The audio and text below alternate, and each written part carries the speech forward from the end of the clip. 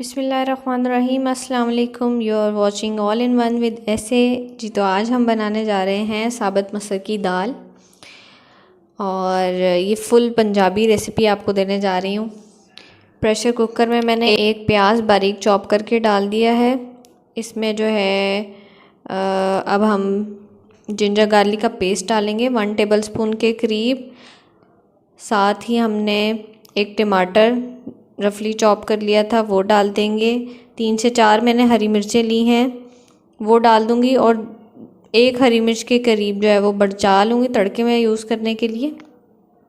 अब इसमें हम मसाला जात डालेंगे अपने। लाल मिर्च पाउडर है 1/2 टेबलस्पून, सॉल्ट है 1 टेबलस्पून, हल्दी पाउडर है 1/2 टीस्पून।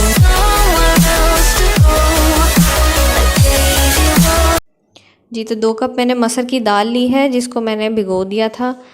अब हम इसमें वो डाल देंगे, और इसके साथ ही मैं इसमें 4 गिलास के करीब पानी ऐड कर दूंगी।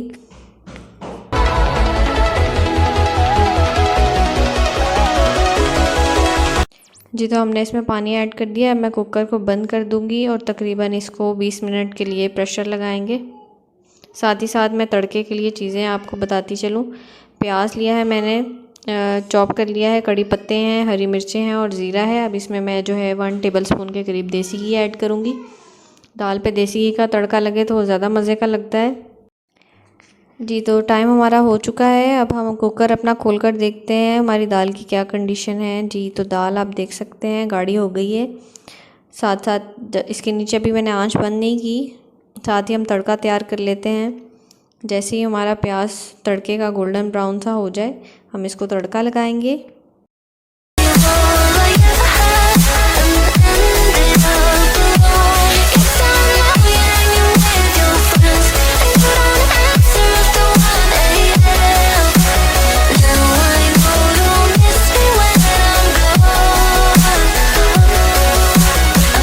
अब हम इस पे हरा धनिया डाल देंगे। जी तो हमारी दाल बिल्कुल रेडी है, मज़ेदार सी पंजाबी स्टाइल में। आई होप आपको मेरी रेसिपी पसंद आई होगी। ज़रूर ट्राई करिएगा, कमेंट्स में बताइएगा। अपना ख्याल रखिएगा, खुश रहें, आबाद रहें, सबका ख्याल रखें। अल्लाह हाफ़िज़।